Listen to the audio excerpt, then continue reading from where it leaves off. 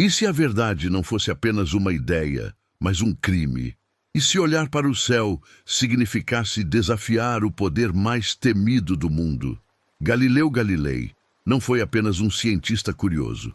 Ele foi um homem que ousou questionar a realidade em uma época em que o pensamento era controlado por dogmas e medo.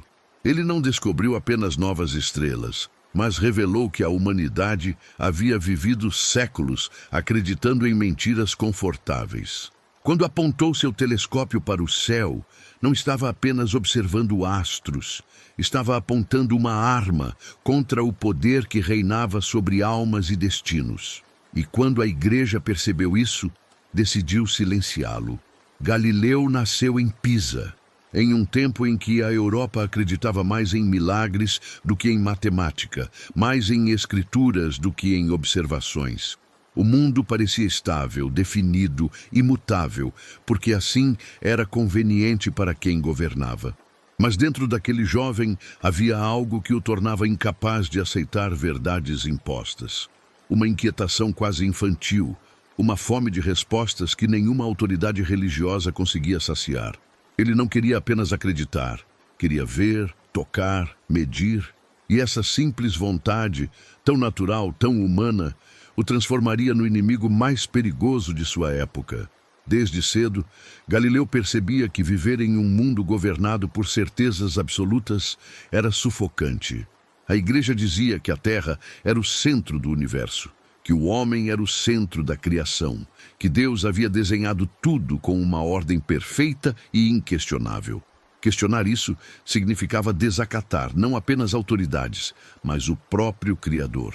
Contudo, para Galileu, Deus não era uma explicação pronta, mas um mistério que se revelava na geometria das estrelas, no movimento dos planetas, na lógica invisível que governava cada fenômeno da natureza.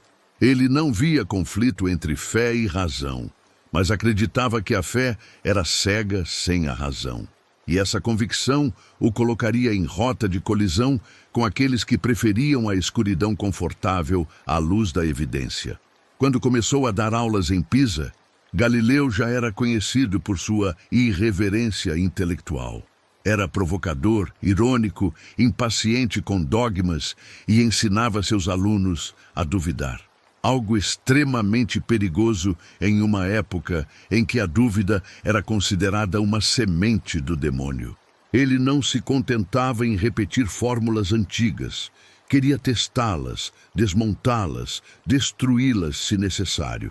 A famosa experiência da Torre de Pisa, em que teria deixado objetos caírem para provar que Aristóteles estava errado sobre a velocidade da queda, simboliza mais do que um experimento. Representa sua recusa em aceitar o passado como autoridade. Galileu tinha uma personalidade que misturava genialidade e arrogância. Ele compreendia o valor de suas ideias, mas também percebia que o mundo ainda não estava preparado para elas. Era como alguém que descobriu uma porta para a verdade, mas sabia que abri-la significava convidar tempestades. Mesmo assim, empurrava essa porta, centímetro por centímetro, incapaz de se deter. Não por ambição, não por fama, mas porque viver sem perguntar era, para ele, um tipo de morte. Quando ouviu falar das lentes que os holandeses estavam construindo, algo despertou dentro dele. Aquilo não era apenas um brinquedo óptico, era uma chave. Se pudesse ser aperfeiçoada, tornaria visível o que sempre foi invisível. E para Galileu, ver era mais do que observar, era libertar.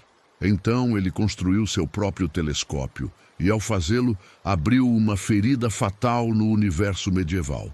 Porque ao mirar o céu, ele descobriu algo que ninguém estava preparado para ouvir, que a realidade não obedecia aos livros sagrados. As luas de Júpiter giravam em torno de outro corpo celeste, provando que o geocentrismo era uma mentira.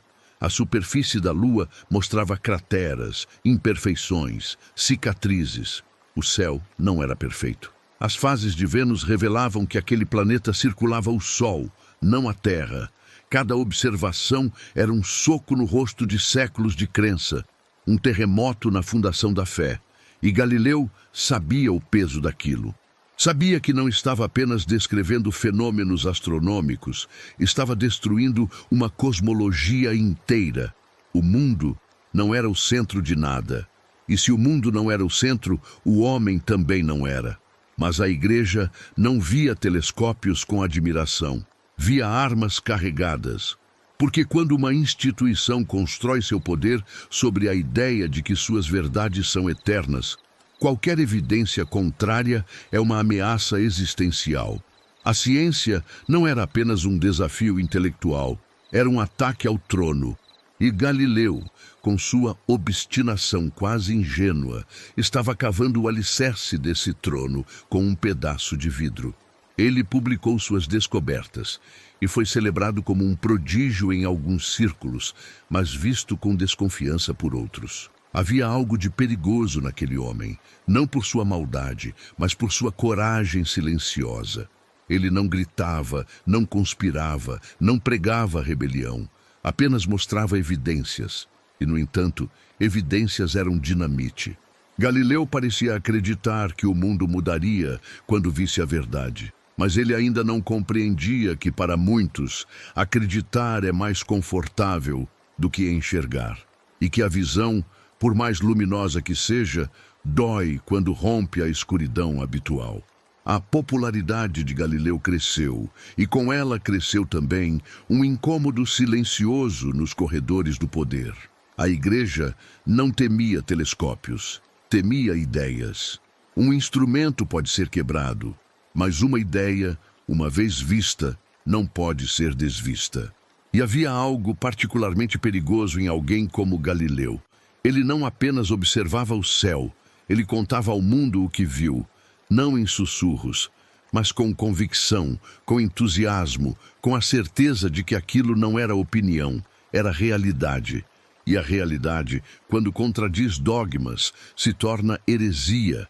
Havia clérigos fascinados por suas descobertas, homens que secretamente admiravam a beleza matemática do cosmos. Mas eles sabiam que o Vaticano era um lugar onde a verdade tinha que pedir permissão para existir. E a verdade de Galileu não pedia permissão.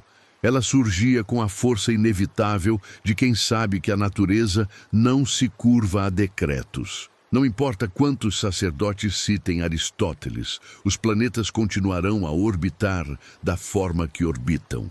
Mas a igreja não estava lutando contra os planetas, estava lutando contra o que eles significavam.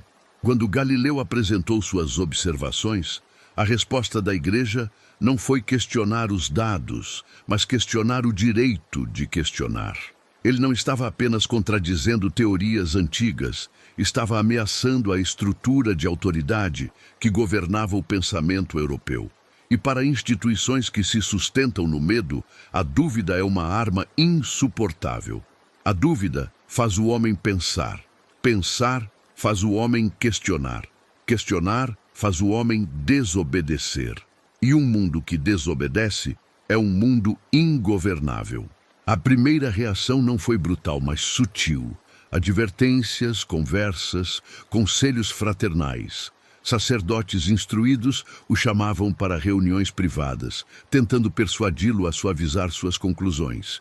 Eles diziam que suas observações eram impressionantes, mas perigosas, que não era o momento, que o povo não estava preparado, que a igreja era paciente, mas não infinita em sua paciência. Não era uma ameaça direta, era uma carícia congelada na pele, um aviso de que havia algo pior à espreita. Galileu, porém, era incapaz de conter-se. Ele escrevia, publicava, discursava, apaixonado pela ideia de que a verdade, uma vez demonstrada, falaria por si. Ele acreditava que a igreja poderia, eventualmente, aceitar o heliocentrismo, porque a matemática era irrefutável. Mas ele subestimou um inimigo que não era matemático, era político. A verdade científica não enfrenta apenas ignorância, enfrenta interesses. E interesses são mais resistentes que equações. Quando suas publicações começaram a circular, a maioria do povo não entendia os cálculos, mas entendia a mensagem. O mundo podia ser diferente do que lhes ensinaram, e esse simples pensamento, mesmo sem compreensão técnica, era explosivo. Uma sociedade construída sobre certezas absolutas não suporta a ideia de que o universo é dinâmico, que o homem é pequeno, que Deus não desenhou tudo com o cuidado humano que imaginamos. A segurança emocional de milhões estava sendo corroída não por uma ideologia, mas por uma luneta. O Vaticano percebeu que Galileu não era apenas um cientista, era um símbolo de algo que a Igreja não podia tolerar: independência intelectual. Porque se cada homem tivesse a liberdade de olhar para o céu e tirar suas próprias conclusões, que necessidade haveria de intermediários entre o homem e o cosmos? A Igreja não temia a astronomia, temia a emancipação. Então veio a ordem. Galileu estava oficialmente proibido de ensinar o heliocentrismo como verdade. Ele ainda podia discuti-lo, mas apenas como hipótese, apenas como curiosidade. Não podia apresentar o Sol como centro do sistema solar, mesmo que seus olhos tivessem visto as provas. Era uma condenação ao silêncio, disfarçada de tolerância. Um acordo. Você pode pensar, desde que não influencie. Galileu aceitou, mas não acreditou. Ele continuou trabalhando, e dentro de si alimentava uma chama de frustração. Não porque queria derrubar a Igreja, mas porque sentia que estava traindo a própria natureza ao calar-se diante dela. A ciência, para ele, era uma forma de adorar a complexidade da criação. Aprisioná-la em convenções era profanar o divino. Ele tinha fé, mas sua fé era curiosa, inquieta, rebelde. E uma fé rebelde sempre será considerada heresia. O mundo, porém, mudou ao redor dele. A Europa estava entrando em um período de transformações políticas e culturais. Novas ideias surgiam, velhas certezas tremiam. A Igreja, pressionada, via inimigos por todos os lados. E quando uma instituição poderosa se sente ameaçada, ela reage não com prudência, mas com força. Galileu se tornou um alvo não apenas por suas teorias, mas porque simbolizava uma época que escapava ao controle. Ele tentou navegar entre prudência e convicção, mas era questão de tempo até que falhasse. Porque não se pode ensinar o mundo a ver e, ao mesmo tempo, pedir que ele feche os olhos. E Galileu não sabia viver no escuro. Ele era guiado pela luz, mesmo quando essa luz queimava. Mas à medida que o mundo começava a mudar com descobertas, confrontos e revoluções silenciosas, Galileu percebeu que sua batalha não era contra um inimigo externo, mas contra uma mentalidade inteira. Ele entendia que a Igreja não temia as estrelas, temia o que elas significavam.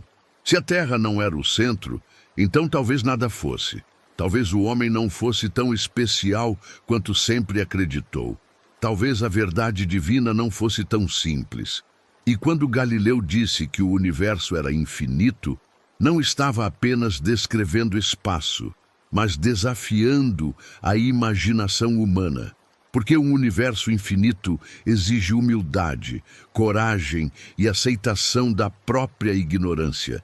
E nenhum império, seja religioso ou político, gosta de admitir que não sabe tudo.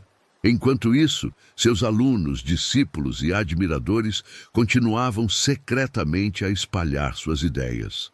Em tavernas, universidades e cartas clandestinas, falava-se do homem que fazia o céu se mover. Ele se tornava um símbolo, mesmo sem querer. E símbolos são perigosos. O nome de Galileu passou a carregar algo que transcendia a ciência: esperança de liberdade intelectual e medo de destruição do poder.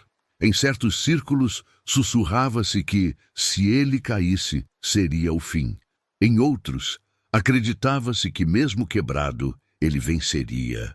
Porque ideias não precisam de olhos para enxergar. Ideias sobrevivem mesmo na escuridão.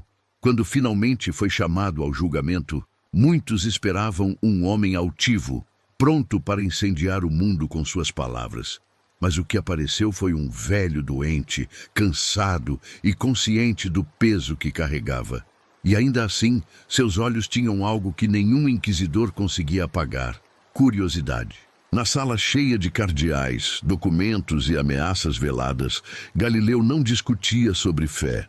Ele discutia sobre evidência. Não queria destruir a igreja. Queria que ela olhasse o céu.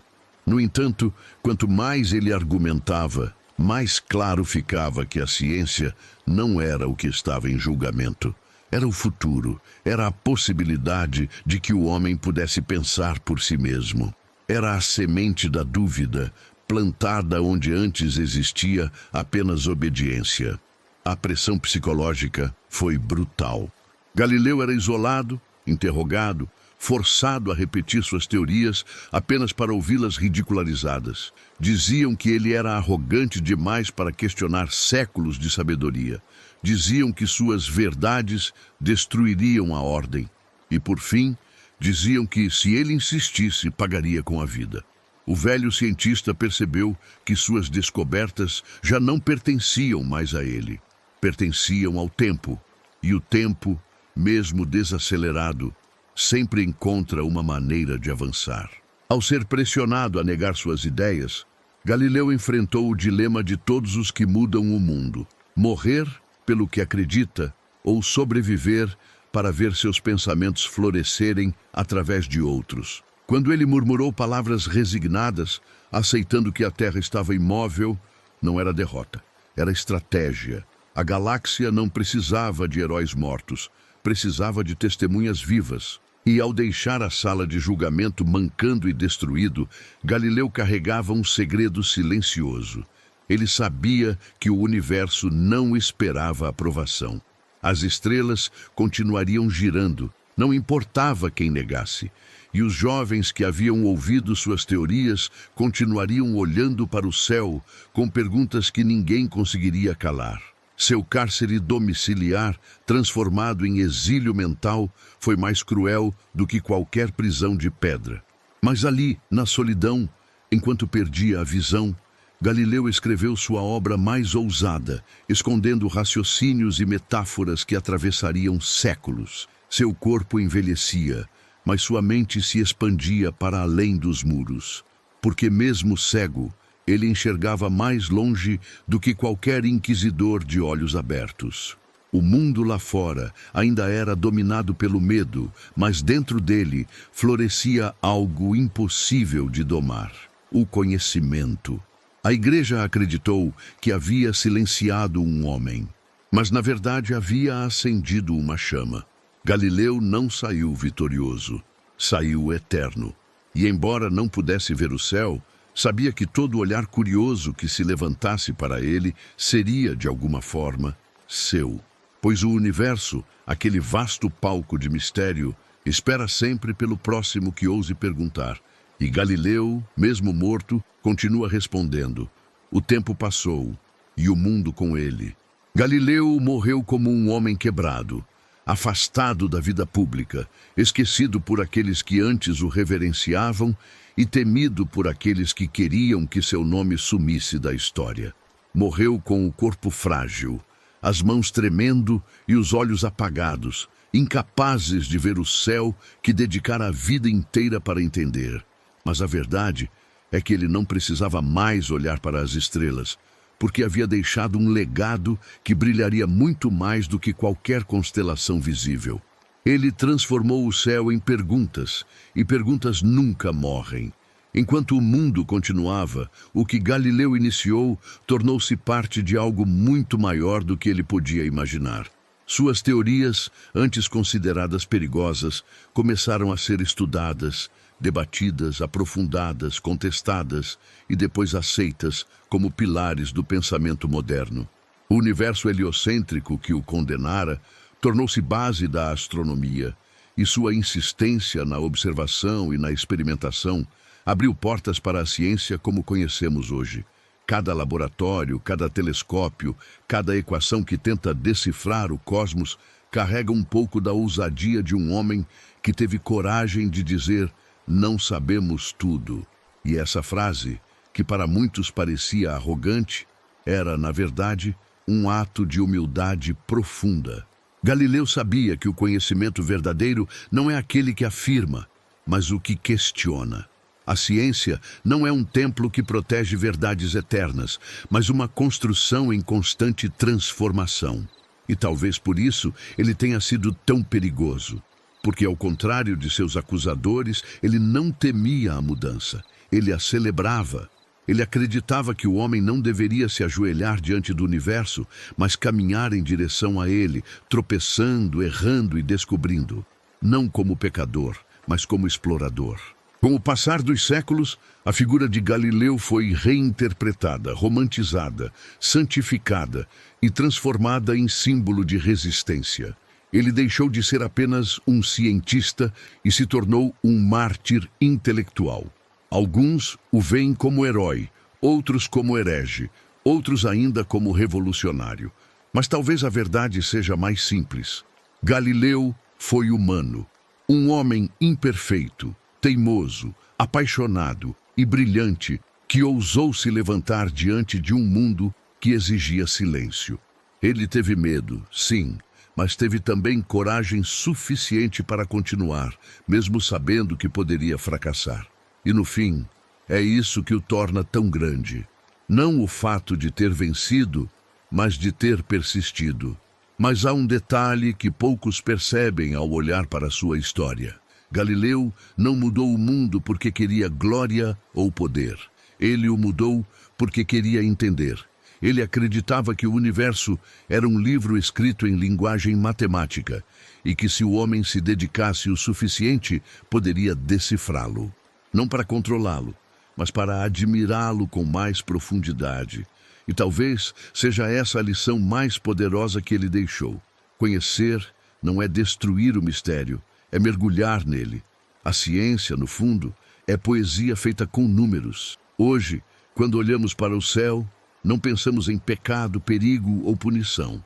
Pensamos em distância, gravidade, luz, espaço-tempo e possibilidade. E essa mudança não aconteceu por acaso.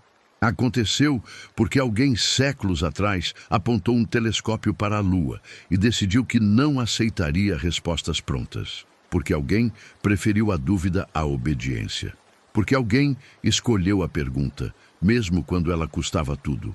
Galileu não viu o mundo moderno, não viu foguetes atravessando a atmosfera, sondas pousando em outros planetas, imagens de galáxias distantes. Não viu cientistas usando equações que ele ajudou a construir. Mas, de certa forma, tudo isso é reflexo da pergunta que ele fez em voz alta. E se estivermos errados? Esse questionamento abriu uma porta que nunca mais foi fechada. E, ao atravessá-la, a humanidade saiu do centro do universo e entrou no vasto território da incerteza. Um território assustador, sim, mas incrivelmente belo. No fim, o homem que enfrentou a igreja não queria destruir a fé. Ele queria libertar o pensamento. Ele queria que as pessoas olhassem para os céus e, em vez de temer, se maravilhassem. E, embora tenha sido condenado, ridicularizado e forçado a negar aquilo que sabia ser verdade, Galileu venceu. Não pela força, mas pelo tempo. Não pela imposição, mas pela curiosidade. Porque impérios caem, dogmas mudam, instituições desaparecem. Mas a verdade, cedo ou tarde, sempre encontra um jeito de aparecer. Talvez a maior ironia da história seja que o homem silenciado pela religião transformou-se em voz para o futuro. E hoje, cada vez que alguém questiona, pesquisa, observa ou cria, está ecoando, mesmo sem perceber, o sussurro que Galileu deixou para o mundo. Ela se move.